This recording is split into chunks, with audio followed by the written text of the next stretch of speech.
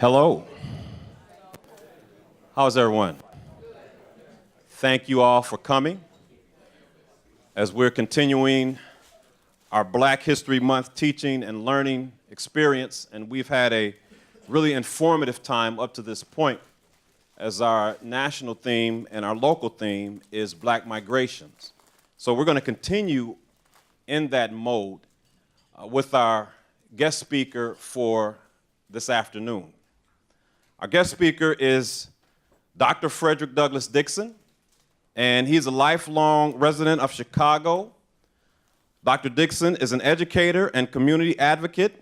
He holds multiple higher educational degrees, including a PhD from the University of Illinois Urbana-Champaign in education, policy, organization, and leadership with a concentration in African American studies and a minor in history. Professor Dixon currently works as an assistant professor of African American studies at the University of Wyoming.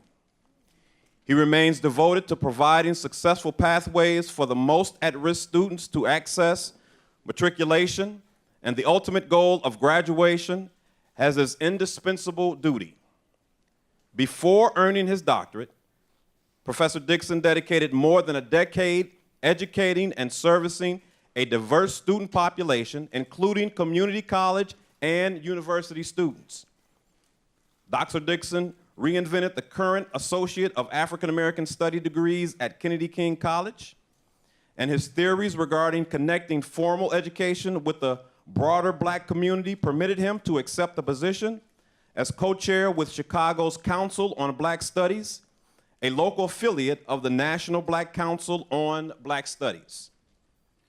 Dr. Dixon's work with the Chicago grassroots organizations such as Ceasefire, Teamwork Eaglewood, and 1 Million Degrees produced focus groups, male initiatives, DUI, and reentry pilot programs for Chicago's Englewood community, which represents his devotion to the term self-improvement is the basis for community development. A quote from Frederick Douglass Dixon, I like that name, by the way, shows his depth and purpose. And the quote reads as such: "The thrust of my existence is to elevate the whole of the Black community to higher levels of academic excellence." So without further ado, please help me to welcome our speaker for this afternoon, Dr. Frederick Douglass Dixon. Stay that side of that table. That side. This side? Yep.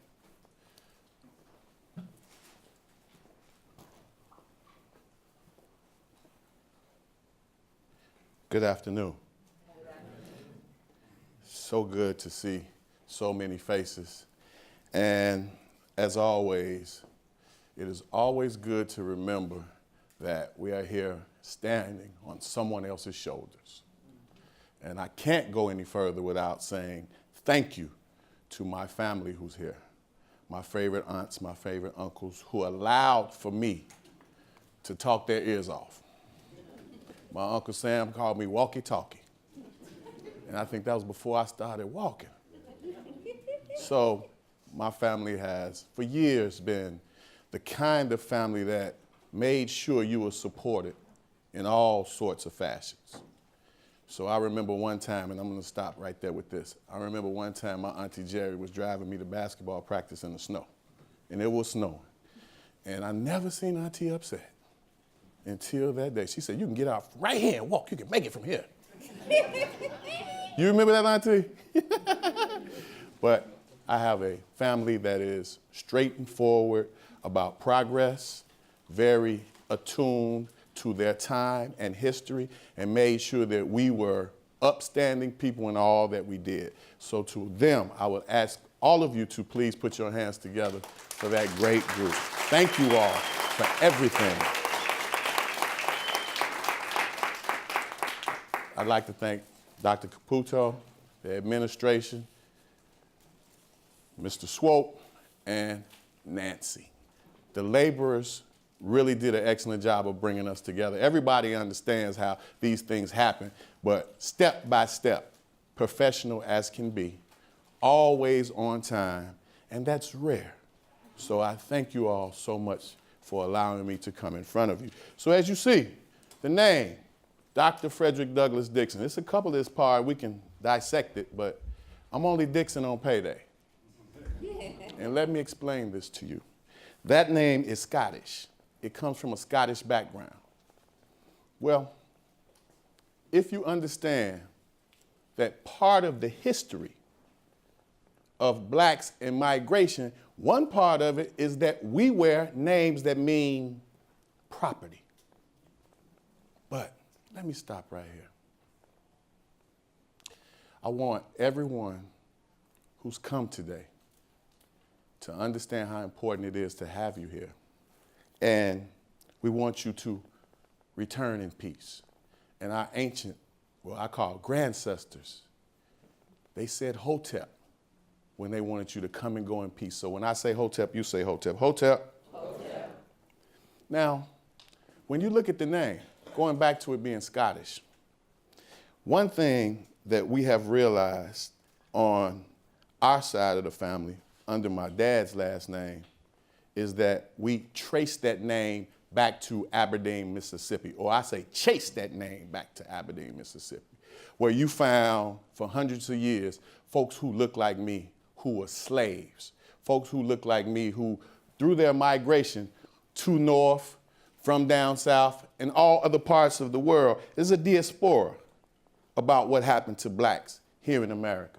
Now, Dixon in itself, it seems pretty simple, but to me, it absolutely does not represent what I look like, how I feel about life, and the way that I was brought up. So I use the name because it's there. But to understand the migration of blacks in America, you have to understand before we got to America. So particularly when we talk about how we got to America and you use the word migration, we'll go over that. We'll make sure that we talk about events and social conditions and those determinants that leave us where we are right now. But when I think about the name Frederick Douglass, I'm second generation. So my dad's 87, and he is perhaps one of the most brilliant and learned, self-taught, learned men that I know. So I have a brother who's named after my uncle. I have a sister who's named after my grandfather, and then there's Frederick Douglass. So when we think about Frederick Douglass, it's a couple of things that we need to know. Does anybody know anything about Frederick Douglass? Anybody? He was a black abolitionist. That's my auntie. That's not fair.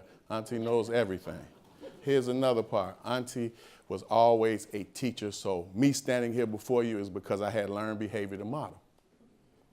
Frederick Douglass, he was a black abolitionist. Well, when we think about Frederick Douglass and his space in history, we think about a total counterpunch to what folks said slaves were and what they couldn't be. Self-taught for the most part. Yes, he learned his language and learned to read from one of his slave master's wives. But Frederick Douglass wasn't his original name. His original slave name was Frederick Augustus Washington Bailey. Born 1818, lived to 1895, born in Talbot County, Maryland. And I welcome all of you to do your facts check on me like you do your facts check on your president. I welcome that. That'll make good questions and answers. But I'm under the assumption and I'm under the training that no mistakes allowed. So when Frederick Douglass, he becomes very popular as a person who represents what a slave can be. And he travels to speak with a group, a women's group. And he lands himself in England. And he goes to see this play, Lady of the Lake. He knows he can't return to America as Frederick Augustus Washington Bailey because he's a fugitive slave. During this time, he goes to see the play, I told you, Lady of the Lake, which is a very popular play. And the protagonist's name is Frederick Douglass. So Frederick Augustus Washington Bailey when he walked in, Frederick Douglass when he walked out. Makes the name more famous than the actor. And another thing about Frederick Douglass. July 5th, 1852, Rochester, New York, he asked a very poignant question. He said, what to the slave is the 4th of July? Now, if you're taking notes, write that down and think about how brilliant what he was saying in 1852. He said, what to the slave is the 4th of July? So he's given a scathing critique of patriotism, American hypocrisy, and also he's leaving this for the future. So when I read that about Frederick Douglass, I understand that there has been conflict and there has been struggle, that people who were slaves from the very beginning of them landing here, there was a revolution. But when Frederick Douglass gave this speech, he left it back for us. Now, I understand that if you have these words, you should at least be able to look at them in a scholarly manner. And when we think about Frederick Douglass and he says, what to the slave is the 4th of July? Well, I say this, what to the chicken is the fox? Also, if we think about it now, he left those words so that we would be able to have a baseline, because that's what history is. History is a power dynamic and also a baseline of what's been done. Not what should be done all the time, but what's already been done. So when we think about Frederick Douglass, particularly in this particular speech, he gives a critique of America. He says, well, this day you celebrate, I must mourn. He called the holiday a sham, bombast. And I think his words are more than apropos right now. He said, the feeling of the nation must be quickened. The conscience of the nation must be roused. Propriety of the nation must be startled. The hypocrisy of the nation must be exposed. And its crime against God and humanity must be denounced. Go where you will, search where you may, and you will agree with me that for revolting barbarity and shameless hypocrisy, America reigns without a rival. So I'm sure those people who brought him there to speak and those who are in the audience figured they had brought the wrong man that day. And that's how Frederick Douglass should be looked at in so many ways. We should be very critical of him. But today, for all of you college students, and I will say this, the youngest is the most important, you should be able to use Frederick Douglass' words and add something to it. Because that's what we plan to do today. Add to the major narrative. Add to the dominant discourse. So the question today should be, what to the slaves' children is the 4th of July? So, this is Black History Month, correct? A couple of things we need to clear up. First of all, it's because of the great Dr. Carter G. Woodson that we stand before you and think about Black History Month in a formal manner. So it begins February 1926, moves to Black History Month from Negro History Week to Black History Month in 1976. So there was 50 years of still using the term Negro, and I was always taught from those who are around me right now, it's not what people call you, it's what you answer to. Ashe. So when we think about Dr. Carter G. Woodson, I believe in all earnest and all honesty that he understood that we would be discussing his vision today. That was his vision, to accurately inject the accurate accomplishments of blacks into the dominant narrative. That was the idea. So think about it. His wisdom still rise. And when we think about Dr. Carter G. Woodson, he organized ASALH, that's the Association for the Study of African Life and History, which is still around. So as a scholar, he brings to us new levels, particularly when we think about what he did. He said, you're going to understand the true history of blacks in America. He was forcing you to understand how serious this divide. He said, well, that, he says, this is a quote, that which we are merely taught seldom nourishes the mind like that which we teach ourselves. So if we think about his brilliance, and I think, in my opinion, my humble opinion, in 1933, he writes a book that everybody in here should read, The Miseducation of the Negro, particularly for our scholars and those who are servicing our scholars. If you haven't read this book, then you're missing out on a slice of how to connect with black students, plain and simple. When we think about what the first chapter does in a book. It sets the pace, correct? How about that introductory paragraph? It sets the pace, correct? How about that intro sentence? It sets the pace, correct? And Dr. Carter G. Woodson, and I'm paraphrasing, he said, well, when you think about it, the educated Negroes have an attitude of contempt because in their schools and mixed schools, they're taught to admire the Hebrew, the Greek, the Teuton, and despise the African. So he said it's been a miseducation for the Negro. Now, this is groundbreaking work at this time because he gives a scathing critique of the church, gives a scathing critique of education, and lots of folks didn't understand. But this is a classic, which means it's as important the day he wrote it as it is today. It stands the test of time. And again, I will say to you educators, please take your time and get this book, particularly if you're teaching black students. So I'm one that's always believed and understand the power of there's absolutely no value in misunderstanding. Does that make sense? That makes sense to anybody? So, to give us standards, to give us form and a theoretical framework that from which we are going to use today in this small time that we have together, we should understand what the word migration means. So, with the Oxford English Dictionary, it says movement of a people to a new area or country in order for them to find work or better living conditions. Cambridge English Dictionary, the process of a person or people traveling to a new place or country, usually in order to find work and live there temporarily. Now we're going to use this particular definition to see if it fits with the real saga of blacks here in America. And I think we should be very critical about this. So let's get right to it. 1619 to 1865. Those are the so-called dates of the transatlantic slave trade, not the accurate dates. We're going to those and we'll challenge that date in itself.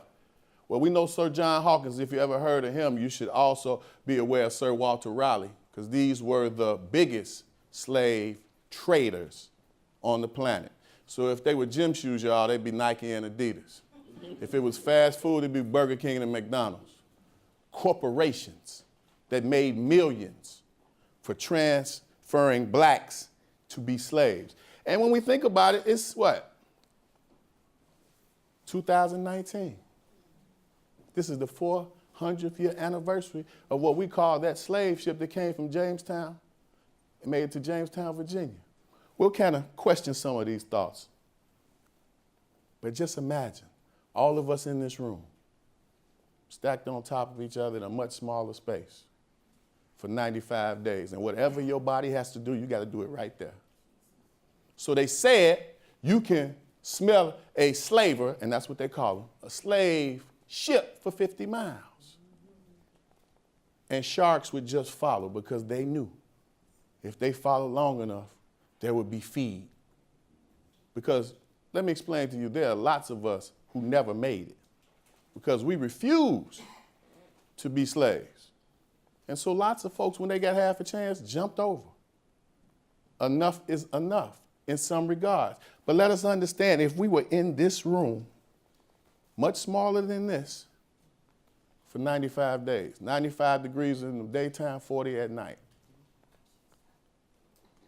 If you're talking about a migration, I'm unsure at this point if that fits the definition. So, what's the $64,000 question? Now, I've been on many campuses, continue to move on different campuses, speaking about particularly the black experience. Well, I have a group of elders here that will remember that. What's the $64,000 question? That was a game show, correct? Merv Griffin, correct? Yes. And the more questions that you answered correctly, the more money you got. And then $64,000 was the top of it. So it's kind of like Who Wants to Be a Millionaire way before that. And what we find is Sir John Hawkins was here as early as 1555. Well, let's think about Walter Raleigh. If you find yourself in Virginia and you go one state south, what state would that be? North Carolina? I hear you, Uncle James. North Carolina. So what's the capital of North Carolina? named after who? Sir Walter Raleigh, a slave trader. So if we use the date 1619, and we know that they've been trading at least 1555, which means it goes back further than this. This is a point of reference for us today. And if you take away 1555, what do you have? You got 64. And what does that represent? 64 years of how to craft a scientific thought from an African to a slave. Slave making and man breaking. For them to get it right, it took 64 years. Now, of course, they became more efficient, but just think about it. And it's also 64 years of unrecorded slavery. It's like a pregame, if you will. So us understanding this, then I think we're a lot better off to be able to challenge those numbers. How do we do it? Let us make a slave. Use the same ideas and concepts as you do to break a horse from their natural state and leaving them in a dependent state. So when we find folks who are dependent on the state, if you understood what it took and the years that it took to get them to that point, you might look at them a little differently. I've always heard a little knowledge is very dangerous. So what do? Pay attention to the female. If you understand that, then you understand the black family, the female, the most important entity, particularly when we remove the black man from the household systematically. So what do they say here? Run tests on her. Test her all the time. And if it's some reason that she gets out of line or won't obey, use the bullwhip to extract all of the resistance from her. But be very careful. Don't kill her. Why? Because she's economic value and she will produce more slaves. So when we look at today's society and we see the head of the household is a female, that's by no coincidence or happenstance. That's by scientific design, particularly when we think about modern times. They said when she's in complete submission, what would she do? She'll offer up her kids. And this is what we find, the idea of young men not really understanding who they are because they don't have a male role model to understand and use as an example. It happens all the time, particularly now. So these stats, I'd say to you all, be very careful because we don't know the numbers on the transatlantic slave trade. But according to Emory University in Atlanta, Georgia, they say over 12 million made it.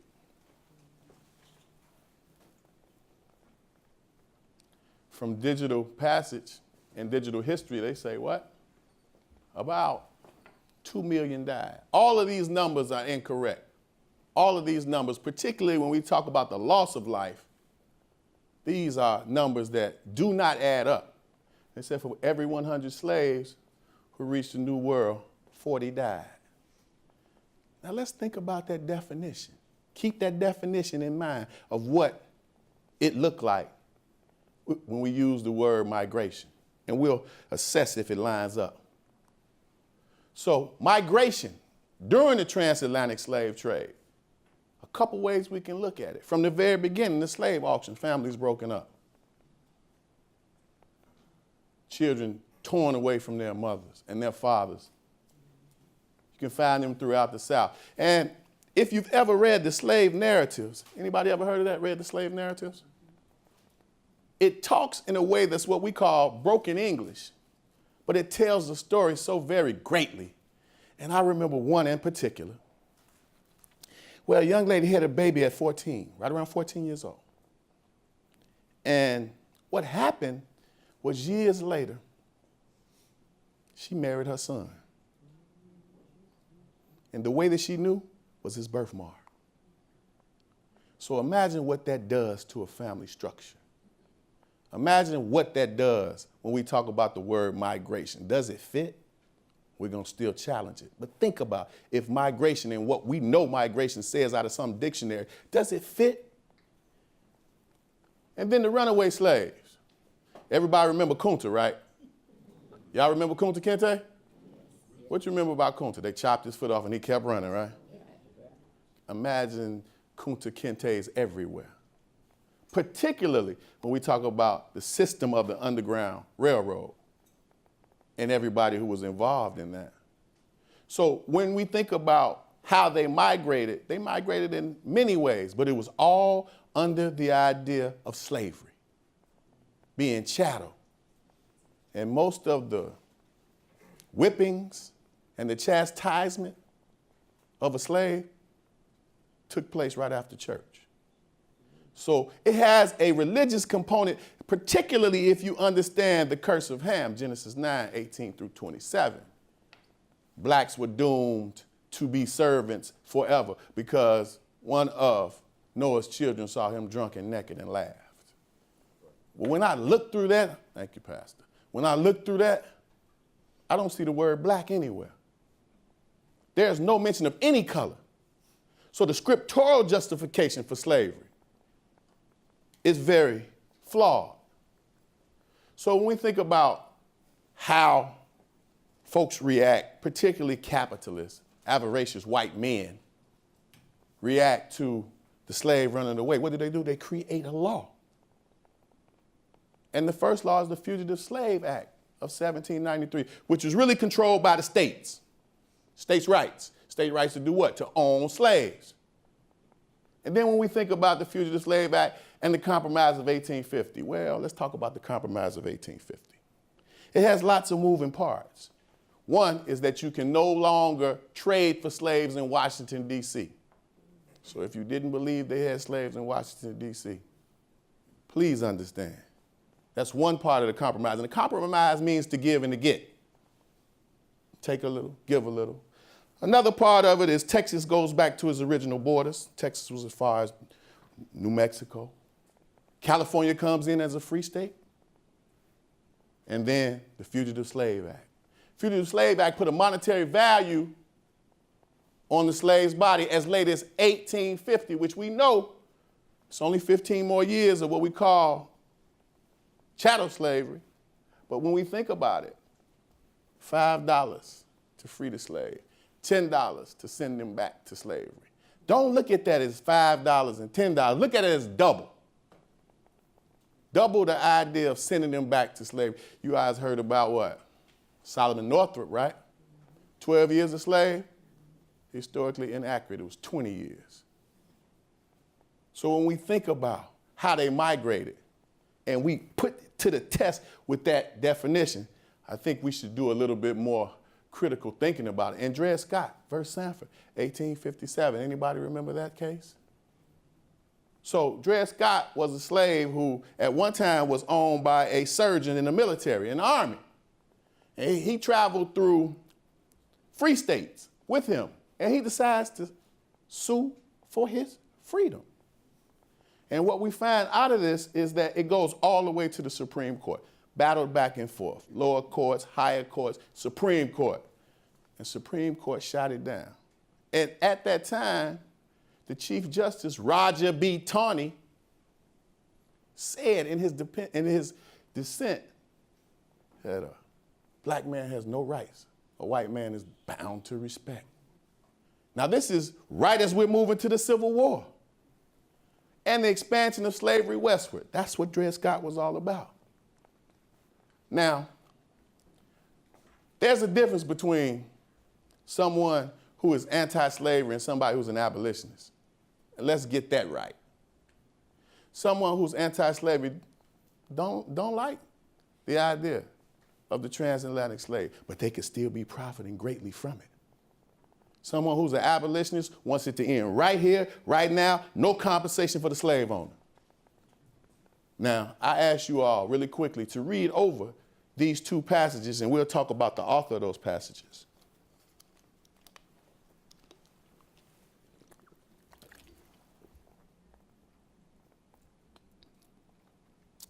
As my Auntie Deborah would say, we're coming back in 1 minute, y'all.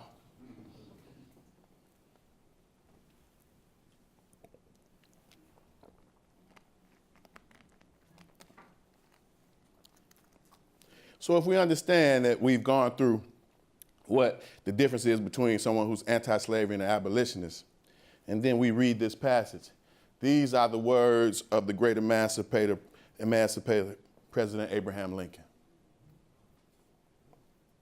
Please be very clear on his thoughts. These aren't the only thoughts that he had like this. And what we need to understand about Abraham Lincoln is, to me, as a historian, he will always align himself with being an abolitionist because he signed the Emancipation Proclamation, period. No matter what that says.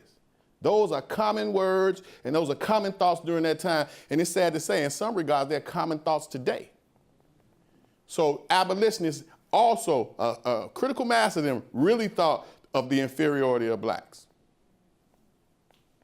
So when we think about Abraham Lincoln, hopefully we can think about him in a different light or just a little bit more critical.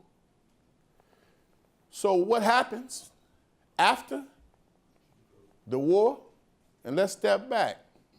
Quote Abraham Lincoln again. Say, if it were not for the Negro, the outcome of the war would have been in doubt.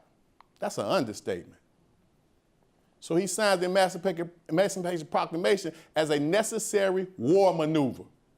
He injected 400,000 blacks into that fight right away. Turned the tide of that war. So after what we find after the Civil War, we call it white massive resistance to their new freed men. Particularly, we talk about sharecropping. That is a reverse. That is going back into slavery. If we know about sharecropping. Black codes, there was a vagrancy law in the black codes that if you didn't have a job, they would send you to jail. And then we think about Jim Crow itself. And let's look at those two pictures. Isn't it funny how blackface is popping up again on these campuses? I understand that you understand. That means in some regard, they still, and some folks still believe that it's okay. See, it's a difference of humanity and a social strata, particularly when we think about blacks. They're put into a situation on a regular basis that leaves them 3/5 of a person at best. And you know about the 3/5 compromise, right? Still, just think about that thought. And then we talk about the Negro question. Has anybody ever heard of the Negro question? Well, it's a concocted question that was not put forth by blacks, but it was about blacks. So the Negro question, and in fact, there was 2 conferences. One in 1890, called the Mohonk Conference on the Negro question at the Usler Hotel in New York, upstate New York. And then 1892, they revisited it. But in 1890, you know who gave the keynote speech? Rutherford B. Hayes, ex-president of the United States, speaking with the most powerful voice. And the Negro question reads, what should be done with the presence of the troublesome Negro for maximum exploitation? This is the turn of the century. This is after Reconstruction. Particularly when we think about it today. Al Jolson, that name just gets me. And I look at that and I understand how the media has played a constant role, particularly modernity from TV on, when you could get a visual picture of what it looked like. But just imagine what it was like when it was only radio. So the Negro question, what should be done with the presence of the troublesome Negro, we should be asking that question today because it's still around. So during Reconstruction, there's the rise of the Ku Klux Klan. Ku means small, Klux means circle, Klan means family, a small circle of your family. Mr. Crow, Mr. Lester, Mr. Jones, Mr. Kennedy, Mr. Reed, Mr. McCord, the 6 original founding members. Y'all want me to do that again? Y'all sure? Mr. Lester, Mr. Crow, Mr. Jones, Mr. Kennedy, Mr. Reed, Mr. McCord. So their idea was to scare blacks by wearing hoods, to put them back into their position after, social position, after slavery. So when we talk about the Great Migrations, one man summed it up and said the rural people had become urban, and the southern people had spread themselves all over the nations. But when we think about it, 90% of black folks were living in the South because of slavery. Say by the 70s, 47%, so look how many had moved. That's what makes it a great migration, 1 and 2. But we're gonna talk about some social conditions. We're gonna talk about some events that align historically. So Dr. Timwell Black taught you, didn't he, Auntie? Made 100 last year. He'll be 101 this year. He's still kicking. I got a chance to interview him, and he talked about how folks were coming to Chicago because he writes on that. He writes on the Great Migration in Chicago, and he talked about they were first encouraged to come to Chicago through the media, particularly through the Defender, Robert S. Abbott. And he said this was in concert with the Pullman Porters, and they would pass those papers out, and it became popular, particularly to come to Chicago. So one thing that we understand is there were several migrations that had different geographical points of landing. So lots of folks from Detroit came from Alabama. Lots of folks in DC came from North Carolina. And lots of folks from Chicago came from Mississippi. So bad that at one time they called the west side of Chicago Little Mississippi. And historically accurate. So when we think about it, it was because of their time and the history that they had in the South that folks wanted to move north. And they said, come north, young man, come north. Into what they thought would be a promised land. And this is Dr. Black again. He said they benefit and they beautified it so much that really they thought it would be a promised land. But what did they find? A different kind of oppression. Still the main tenets, but when they moved to Chicago, these folks had for years after slavery owned property, and they end up moving into where? Slum homes. So the laws in Chicago, particularly for what we call restrictive covenant laws, mean that you couldn't own property. So this is a little different than it is down south, but it has the same value. So the first migration. Some of these things that you see before you are events, and they're so important to you getting a clear understanding about what happened to the Great Migrations. They say approximately 6 million people for the first migration. The nadir of the American lynching movement and our great warrior crusader, Ida B. Wells. Anybody ever heard of Ida B. Wells? Yes. Mm-hmm. We'll talk about her in just a minute. But World War I. Now, what I'll say is, war radicalizes black soldiers. You take them to a place they've never been, and you ask them to fight for the glory of the flag. When they return, they're second-class citizens. And you need to understand, during the American lynching movement, or what we call the nadir of the American lynching movement, that means the worst part, lots of returning veterans were lynched in their uniform. And when we think about World War I, they go and they literally have fight valiantly. There's not one war America has had where the Negro has not fought brilliantly and returned to a space that he's a second-class citizen. Birth of a Nation, 1915. Anybody ever heard of that movie? This is the movie. One of America's first motion pictures. And what we find here is they're talking about Reconstruction, 1865 to 1877, and they blame all of the problems in the American government on the blacks. And then they use blackface and the caricatures. And you can find it on YouTube. I think it'll be very interesting. 1915. But in 1915, this movie was shown in the White House. And that was Woodrow Wilson. And what did he say? The movie was like history written with lightning. So he agreed. with the premise of the movie. Second wave of the Ku Klux Klan begins 1915. These are the social conditions in which blacks are moving so that we're clear. The Red Summer, 1919 in Chicago. Well, let's discuss it. Eugene Williams, a black teenager, swam a little too far in Lake Michigan on 31st Street and was pelted with rocks until he died. One of the people that they say was there, Mayor Richard J. Daley and the Hamburgs, Irish young men.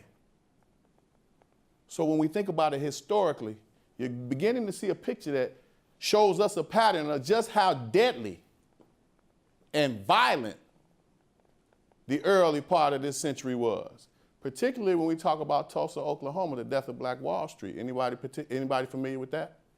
Let me see your hands if you're familiar with that. All right, very small number. And that's on purpose as well. Well, if you understand that Tulsa, Oklahoma in 1921 had the most concentration of black millionaires in the country. But I need to take a step back. Ida B. Wells and her brilliance and her social capital is part of this story. But when we think about it, it goes to a specific date, March 9th, 1892. And what happened that particular day? Ida B. Wells had 3 friends who were lynched: Thomas Moss, Calvin McDowell, and Will Stewart. And she wrote a scathing article in the Memphis Free Speech. So to the point, she couldn't return to Memphis. So what did she tell? She said, all black folks get up and move to Tulsa. So that's the precursor, if you got it. Y'all all right? Take a deep breath. Y'all all right? Talk back to me. Y'all all right? All right then. So when we talk about the death of Black Wall Street, we're talking about 2 names become very important: Dick Rowland and Sarah Page. Dick Rowland was a black shoe sign boy, and Sarah Page was an elevator operator. And she worked in the Drexel building, which is still in Tulsa. And what happened was this young man gets on the elevator. Now, this was Memorial Day, so the building should have been closed. But I got to give you guys a backdrop on this. Sarah Page and Dick Rowland were both wards of the state, and they lived in homes together, so they knew each other. So some of the story says that he assaulted her sexually. Other stories said that he tripped because the elevator door was uneven and bumped into her, but he leaves out of there and he runs. What do we find after that? A white mob was gathering up to, at this point, revenge the sanctity of white women. But what happened? There was a 4-day massacre, if you will, the burning down of Black Wall Street. It was called the Gap area. Greenwood, Archer, and Pine. Gap area. So what we find is after they burned down Black Wall Street, they hoarded blacks up into a minor league baseball field, McNulty Ballpark. And World War I planes flew over that ballpark and shot into that ballpark and killed many. And then later, just to give you, and some of you still won't be able to be old enough for this, but there was a band called the Gap Band. And one of their favorite songs, if you understand and you following me, was "You Dropped a Bomb on Me, Baby." You dropped a bomb on me, baby. And if you don't understand that, that's just because, you know, you wasn't around. And for all of you all who don't understand, that was really a hit. And they still play it on the radio now in some regard, but we don't understand the backdrop to that they were addressing. They were addressing what happened. They were putting their lyrics together to make sure someone will be able to discuss it with you like I'm discussing it with you. And then the Rosewood, Florida massacre. This is what you call a pattern of violence that we see. World War I migration. Second migration.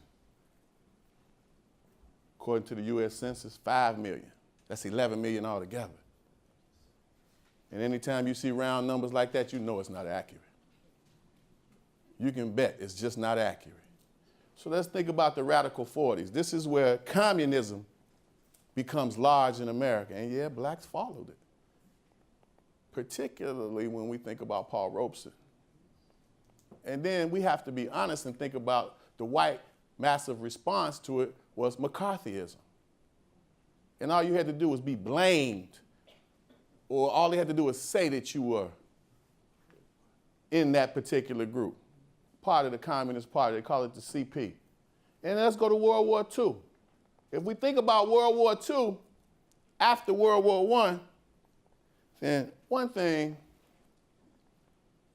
that we don't understand was, if you've ever heard of the Houston Mutiny, 1917, this is the clearest and most obvious event where we see black soldiers being radicalized from their time in the war.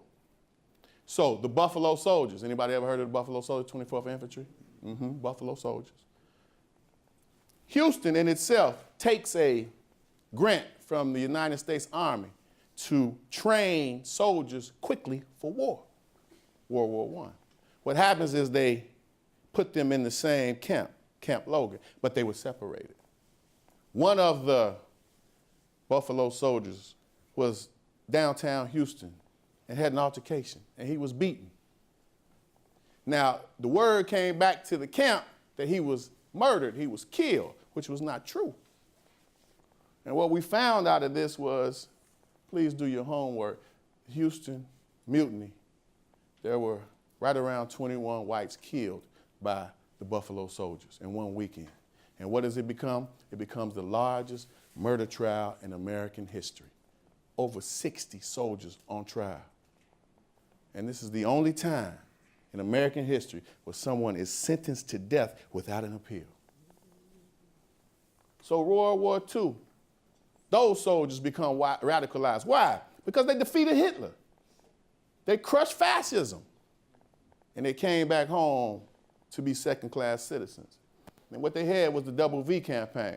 V for the victory abroad, V for the victory at home. And then we think about the advent of the civil rights movement. And what do we see? Let's make sure that we get this right. This was a spectacle. This had social need. It served the social need. Particularly, this is 1931 in Marion, Indiana. And just look at the faces. This was, lynching was entertainment in some regards. A lynching was advertised.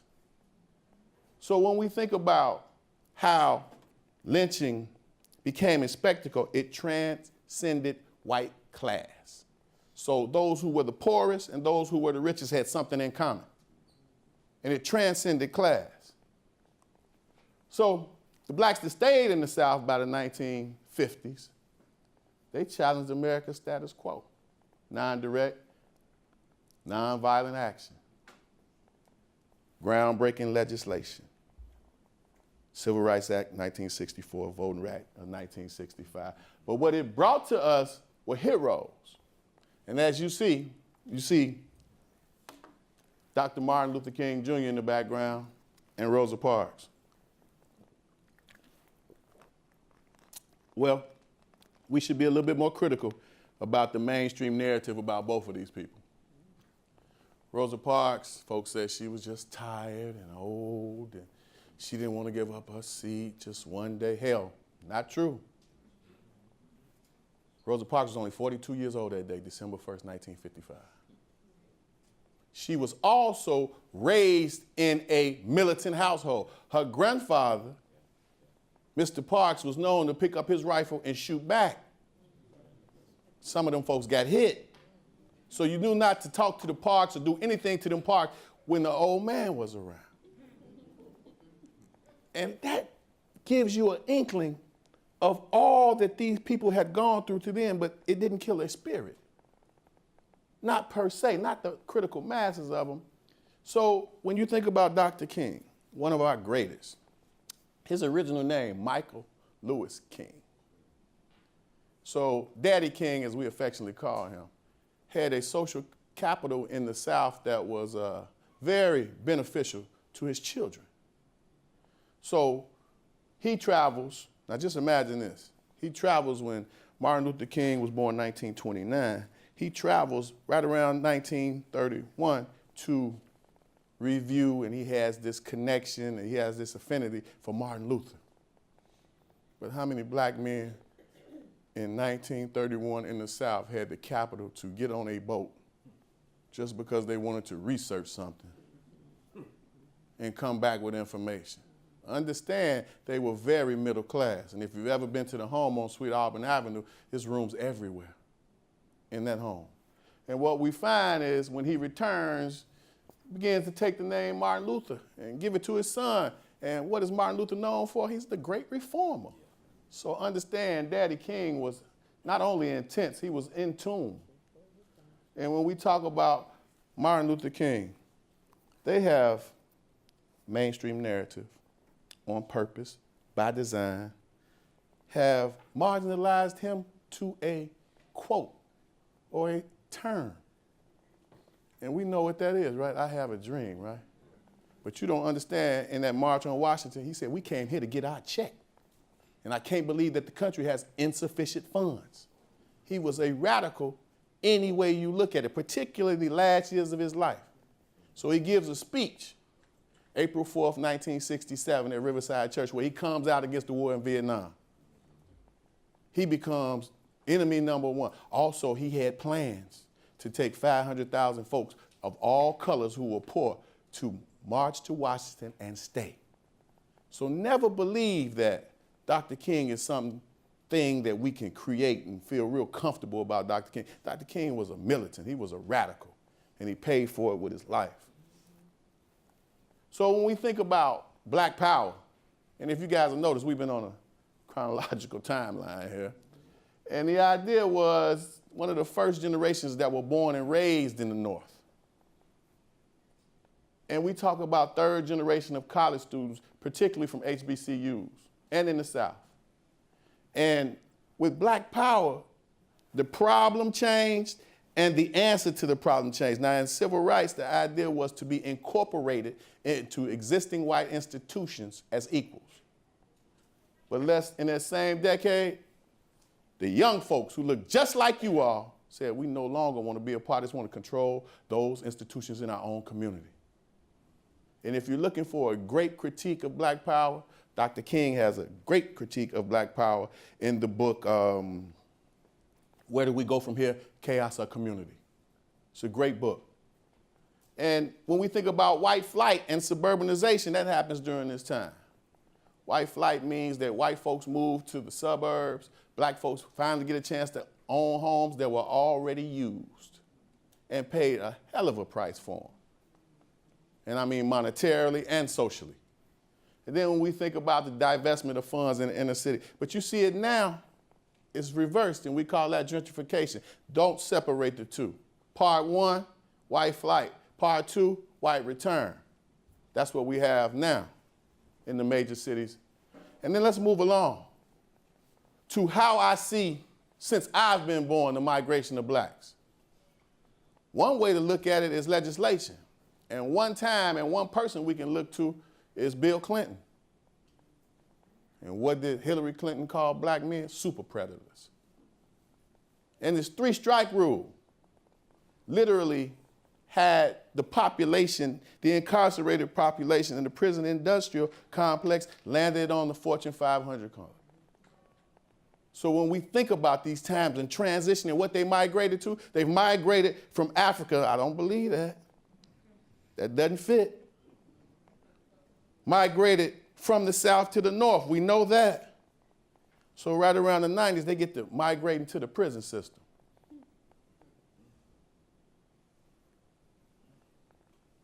What Michelle Alexander calls the new Jim Crow. 2012, she wrote that book. That's a classic. It's as important today as the day she wrote it. And if you haven't read it, read the introduction, and I'm sure you'll finish reading it. She tells it from the lens of a lawyer. So what's at stake? Well, in the future, I'm not one who has any ties to clairvoyance. I'm a historian. I looked at what's already happened to allow for me to see what's going to happen in the future. So at that bottom, on that right, you see Freddie Gray from Baltimore. He dies really soon after that, unarmed. Think about our brother from New York. What did he say? I can't breathe. Dies unarmed. Trayvon Martin dies unarmed. And Dylan Roof, who walked into a South Carolina church with 10 people and executed and killed 9 of them. So, when I think about what's at stake, these words flow from me and no one else. Well, let me stop that. I got my daddy, he's 87, so I got to blame some of this on him. But the final solution to the Negro problem, as we look at our past and we go through these time periods, I'm willing to say that we have to at least entertain the thought of the answer being genocide. Just look around you. See how it pans out. We have become so callous to black men being killed unarmed by the authorities. And what we do? We march. We might even tear the place up, right?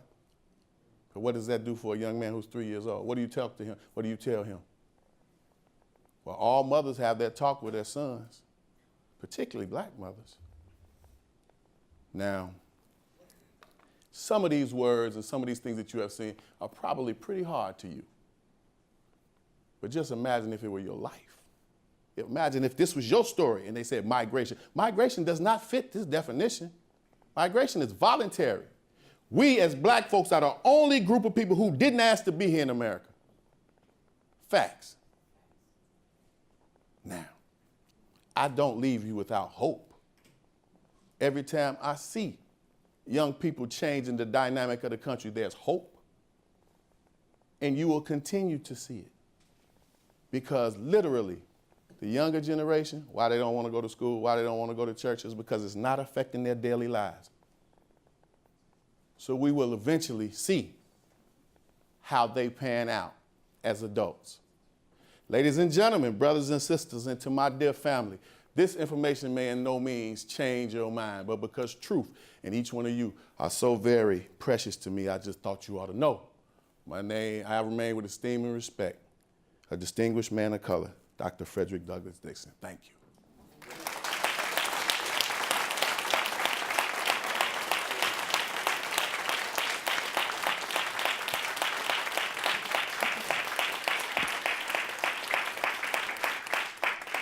Now I'm willing to take questions, the only questions that you have, or the one question when you don't ask it, that's the only one that we can't address. Please stand up and say your name. Hello, simple Hello. question. I'm Yvette Dagan. Yvette Dagan, it's Yes. nice to meet you. Nice to meet you too. I enjoyed your presentation. Thank you so much. So my question is, do we have access to your slide presentation? That's gonna cost you. That's gonna cost you. I'm Ernest Moore. Okay. What are your thoughts on the reverse migration? Well, I think there's nothing like an idea whose time has come. How long was the migration and when did it take place? I think that it's only natural for folks who become of a certain age or want to move back south because things have changed in so many ways. So I think it's a natural part of this. It's a layered nuance of it, and I think it makes sense in some regards. What's your thoughts? Just for my family, you Yeah. know, all my aunts and uncles are returning back to Mississippi. And it's hard for me to understand because I grew up on the Mississippi of the 40s, the 50s, the 60s. Talking. So it's a little bit under, you know, are you sure you want to go back? You know, they tell me things have changed, so. I would agree from where they started to where they are now. I think it's a natural progression for some folks, just like some folks never left. And you know that we have, as far as black folks, we have given up a lot of land to come and move north. And if you're going back to claim that land, then it makes plenty of sense to me. My name is Rakita Lakes. I was actually surprised to see that you didn't include Marcus Garvey in the Back to Africa movement. Okay. So I was wondering if that was something you would like to address. I can address Liberia. that for sure. I am in love with Marcus Garvey and the UNIA, the Universal Negro Improvement Association.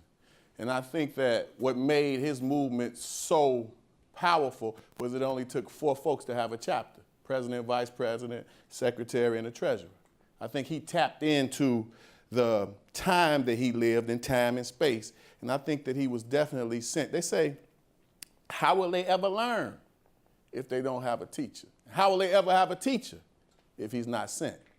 So I think when we talk about Marcus Garvey, you talk about one of the most successful social movements that blacks have seen ever. So I didn't delete him on purpose, but it's only so many slides, and you know, they keep up with my time.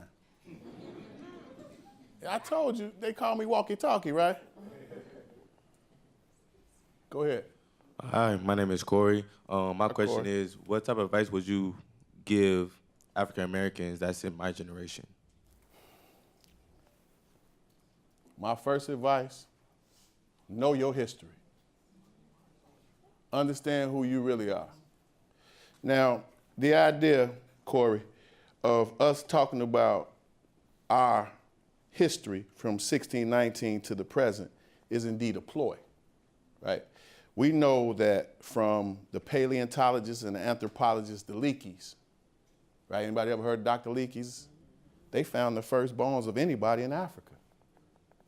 And then Gregor Mendel, the great scientist, German scientist, he said that the dark is dominant and the light is recessive. So when you think about what you need to know, you have to understand that you're the original man. And from you, all others have been, the seed is populated. So you'll know that when you know your history. And it's going to take a little bit more than YouTube. It's going to take a little bit more than Facebook.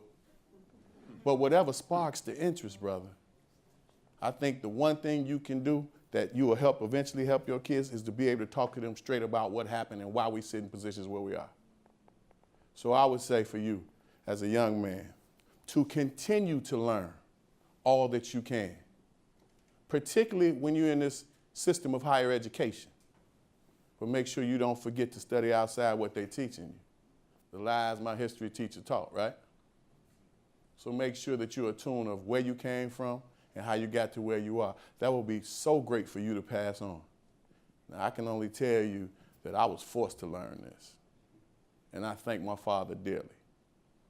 Because literally, you all, this is not me talking, this is him. I hope you understand that. Any more questions? How about a comment, concern? I'm going to follow instructions and stand up, sir. Yeah, you see how them young folks are? It's all right. Thank you. My name It's is absolutely Alexandria, all right. and I am in education at Wabanzi Valley High School in Aurora. Okay. And I've been in this area all my life and seen the migration of the burbs. All right. I remember white flight. Yeah. I remember things happening in our neighborhood. It was 4 black families in our neighborhood. I remember my father being followed home from the police every night, coming from work. And after a while, it's like, well, don't you know who I am? I live here now. I've been out here for 20 years. So I got a lot to say, but this ain't the right forum, and this is your show, not mine. Well, But welcome to it. Come on down. But a couple, don't do that, because I will. All right. I hope I don't look scared. Y'all gave the mic to the wrong person. But I guess a couple things is being in education, and we brought some students with us today. Thank you for that. You're welcome, sir. Please, thank you for having us here. Thank you for bringing them. I can only applaud you, sister. I can Thank you, only sir. applaud you. I'm not by myself. My coworker's back there somewhere, Miss Rogers. Yeah, they back there. I love y'all back there. I appreciate y'all. It's very hard for us to be black in a predominantly white area. Anything about black history comes from us. There isn't a school-wide event like Veterans Day, for example. Absolutely. So now it's Black History Month, and Ms. Rogers and I do our very best with our crazy schedules and our job descriptions to try to offer some sort of programming for our young people. So my concern for them, now I'm 38 years old. I remember the stories being taught at my house. and what went on in the neighborhood. My mother telling me about going to school with a pick in her hair, not for fashion, but for a weapon. I remember that. She grew up in LaGrange, went to LT. So I remember the stories. Now, those stories were taught to me. So these babies, mamas is around my age. Are these mamas not sharing the same stories that they heard? Because these babies are missing some stuff. Not these sitting right here in front of me, but their generation. Their generation is missing so much and have no idea who they are. Presentations like this need to be in every institution, every classroom, every church, every government building. Because in order for us to make it, we're gonna have to talk about it. So thank you for the people in the room that are not Black. I don't say African American because I'm not from Africa. I'm an American with African descent. So that's part of our problem too. We're identifying ourselves incorrectly. What makes a person Chinese American? Their parents were born in China, they were born here, correct? Where were your parents born? Mine was born in Chicago, Virginia, not in Africa. So I'm not an African American. I'm a Black woman with African descent. If I really do all the research, I'm more Irish than I am Black. Because just like the first slide you showed with the slaves, we chased mine too. There you go. Doctor, we chased mine. The plantation, Mr. Senator John McCain, is a distant cousin of mine. He was on one plantation, our master on the second one. I know all about it. Always check out Jefferson, because there's a lot of Jeffersons out here. Check it out. Careful, man. Check it Had out. him on Oprah Winfrey, you know, you are the father. So I'm standing here with the mic like it's my show, and I'm getting ready to pass it on. But so just the concern for me in education, how can we bridge these gaps, but do it in such a way where we're still being respectful of our surroundings? Because I try to explain that too. We turn up too quick sometimes on things, and that causes issues. Yes. You can turn up in different ways. How do we bridge the gaps? How can we fill in the blanks for what this generation is missing? And if we can't, now I'm not saying we can't, because we can, and I do. I go against the grain. Ms. Rogers will tell you, I get in trouble all the time. Because I host events, They hand me the mic and we in trouble. We'll do what we can. We come to things like this, we go out, we break the norm. Yes. You answered your own question, and I have to tell you, if a system of education or a system anywhere can't treat you right, it's impossible for them to teach you right. Any way you look at it.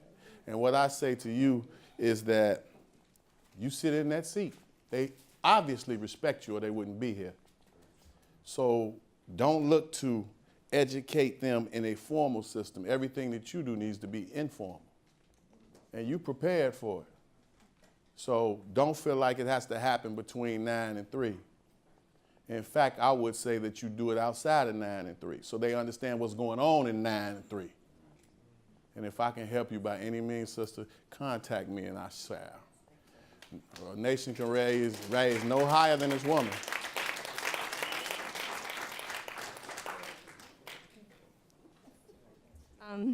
My name's Catherine, and I know you ended with the Negro question or the Negro problem, but James Baldwin, he said that speaking as a writer, sometimes you have to change a word on a page, and just by changing that word, it changes the entire page. And you know, we always talk about the Negro problem, but what would happen to the composition of the page if we change the word and we talk about the white problem? How would you respond to that? I'd say that it's never been researched like the Negro problem. I would also say that it hasn't been researched like the gold problem. It has not been researched like the silver problem. I could come up with a book full of what about the white problem. And I think that you make an excellent point. But I think we have to be masters of our own destiny, which means we have to be attuned to how to get to those problems. I think you ask a really good question. And if we were to say, with the white problem, I think we could start with what they call migration and how this all took place, to be honest. And just let us think about it this way. I do believe that there should be some reparations with what we have gone through. Now, I don't know what that means as far as what that would look like. I'd say pay no taxes for the next 300 years for every black man, woman, and child. That's one way. Because there's absolutely no way that we should have reparations in a cash stipend in our condition. We'll only turn that right back around. But I do believe that what you say makes sense, and it should be studied in that regard. I'd love to see you have a class on that right here, huh? Imagine that. That would be very interesting. But thank you for your question. That's an A+ question. We got a question back there. Hi. Do you think it's okay? What's your name? Desiree. Okay, Desiree. Do you think it's okay to still have, or to teach our children to fear white people? Because I have a fear of large groups of them, and being the only person of color in a group of them. Do you think it's okay to have that mindset still, or should we teach more? They're not all bad. Absolutely not all of anyone is bad. No. Absolutely. But I think that the mothers do have to have that conversation with their sons about how to act when you're approached by the police. And I think those are typical. Those conversations have been going on for years.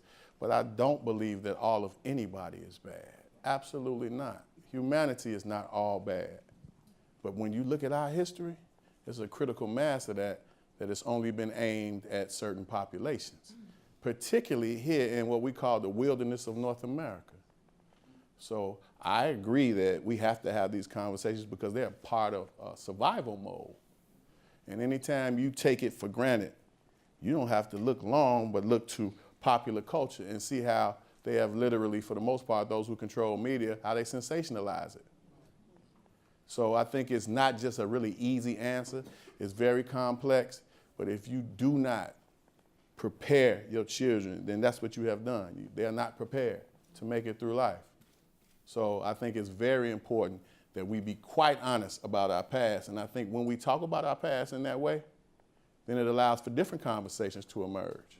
And from those conversations, there is a knowledge that's passed. So I absolutely don't believe that all white folks are bad. I don't.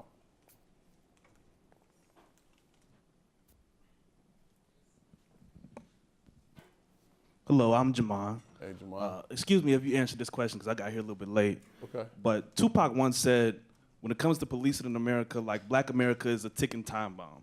And there's only going to be, enough before that time bomb explodes. And once that happens, America's not going to be prepared for it. All of America is going to suffer when it happens. So when it comes to the problem institutionally of policing, how do you think that will come to be in the future rectified? Do you think there'll be a time bomb that explodes, or do you think America will somehow fix this problem itself before that happens? It's a great question. I would like for us to understand that the start of what we call police departments were slave catchers. So look at how it was erected from the very beginning. I'm from a part of Chicago, I don't know if you guys are familiar with it, I'm from a part of Chicago that's not Inglewood, but it's right next to Inglewood. So I'm from like really close to the corner of 79th and Halsted.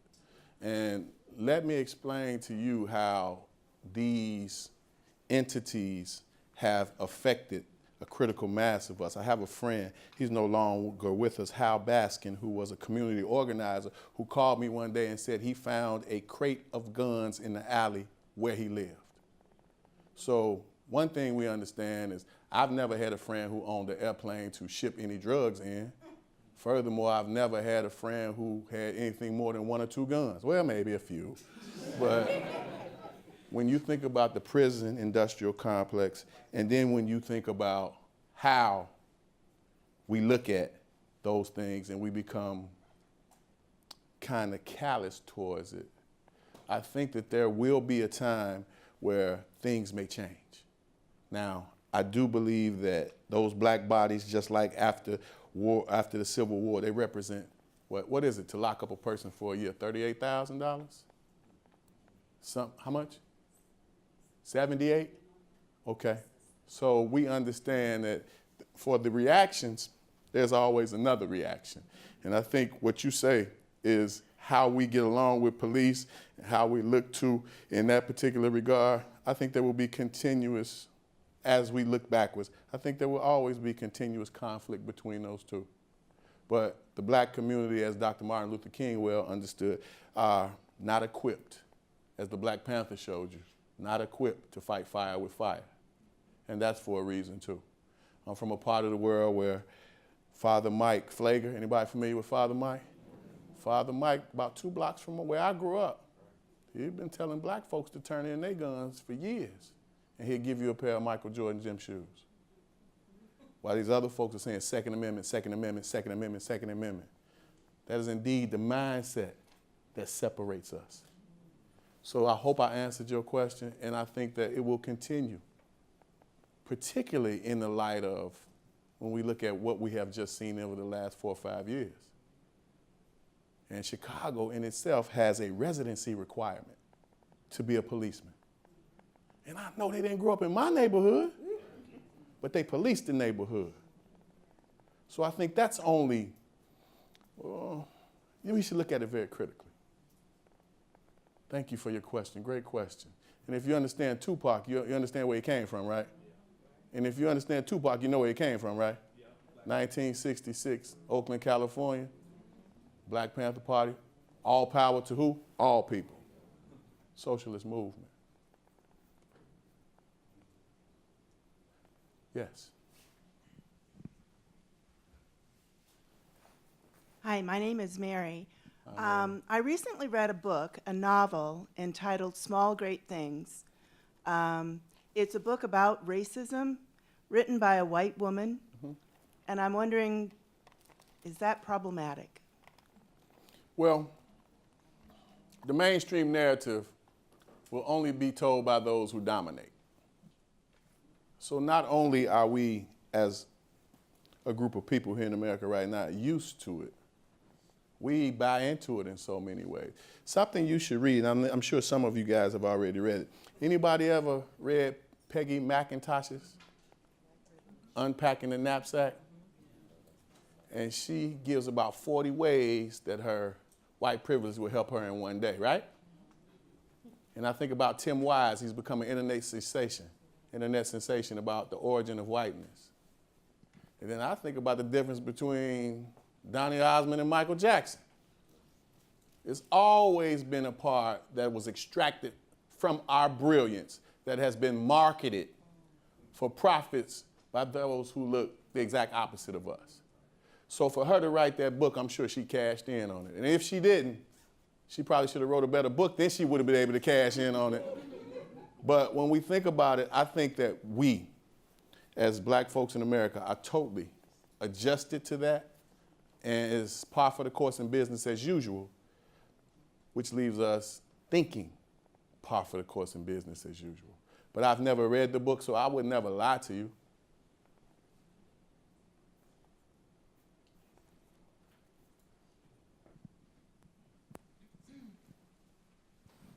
I just want to give a comment on what she was saying, and I feel like it could have been talked about 2 different ways. Like the book you read could have been talked about within an educational aspect, as if it was written from a black person, could have been born as an experience aspect.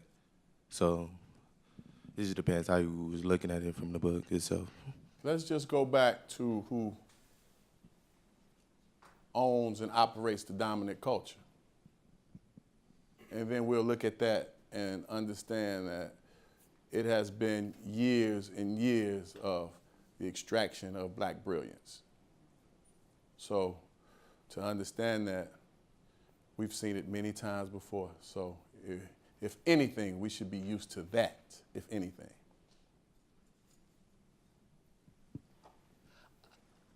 Robert Moorhead, I just wanted to follow up on the question about what if we refocus our discussion talking about the white problem instead of the black problem or the Negro problem. Sociology 2215, racial and ethnic relations, teach it every fall, every spring. There you go, Professor. Whiteness is we're all part of the same racial system. And so a lot of the studies of race, ethnicity, and racism, discrimination have focused on people of color, just like studies of gender inequality focused on women, as if men aren't part of gender inequality, and as if white people aren't part of our system of racial inequality. And so whiteness does form the studies of it, the question, the white problem, what does it mean to be white? Those issues are one of the part of the broad array of issues we're looking at in the class. So Maybe I'll see you next semester. I think that the professor makes absolute sense. Even when we study white privilege, we study white privilege from a deficit model in so many ways. I think it's just how things are set up right now. And when we think about that, quickly when we talk about white privilege, when we have earnest discussions about white privilege, we see things like class creep into the picture, gender creep into the picture, and we don't think about that in a direct manner. So, I mean, it's all around us. Hi, my name's Maya. Hi, Maya. I have no idea if you covered this because I came in a little late, but Okay. Over maybe the last 5 years, there have been activists and some, but very little people in politics that have been wanting to cover the overpopulation of jails. Do you think in the next few years or maybe anytime soon that there will actually be a real focus to control what you should actually be in jail for and how majority of that population is black young men? Mm-hmm. I think voter suppression is real. Look to Broward County and Bush versus Gore. I think that's real. And I also think that there are people who are becoming billionaires as the industry widens. So I think you make great points. You didn't miss too much. You did all right. But I do understand that profit and profitability and what that looks like. This is a capitalistic society. It started on what? Stolen land. And then it was filled out by what? Free labor. And if that's the beginning, well, that's going to be the end of it too. Because reciprocity has everybody's email address and your cell phone number. You're not going to get around that. Absolutely not. If you believe in something stronger than yourself. Yes, sir. Hi, my name is Ken, and I'm a student here at COD. So, yes, sir. Dr. Dixon, what I wanted to ask you is that at the very beginning of this entire presentation, you showed us, a ship of how they migrated from Africa to here. Now, not migrate, not the right word, but they're on the boat. The question I have, because I've never learned exactly, how exactly did they get forced onto the ship, bound and chained to get to that point? Because was it just from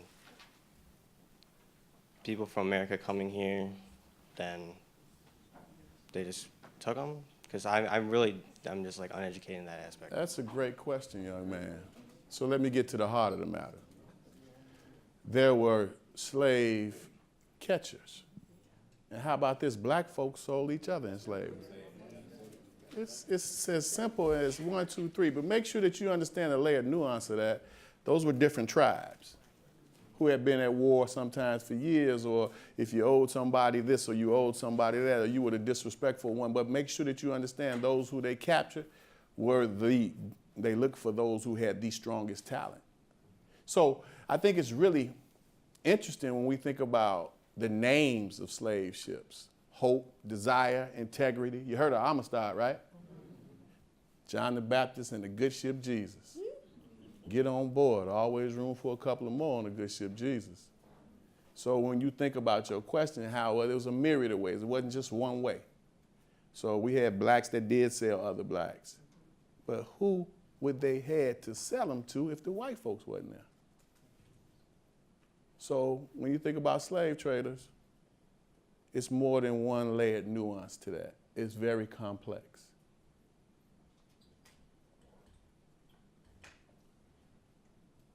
Come on, cuz. Again, you guys have been more than attentive, and I have loved every minute of being around you all. So I thank you so very dearly for your time.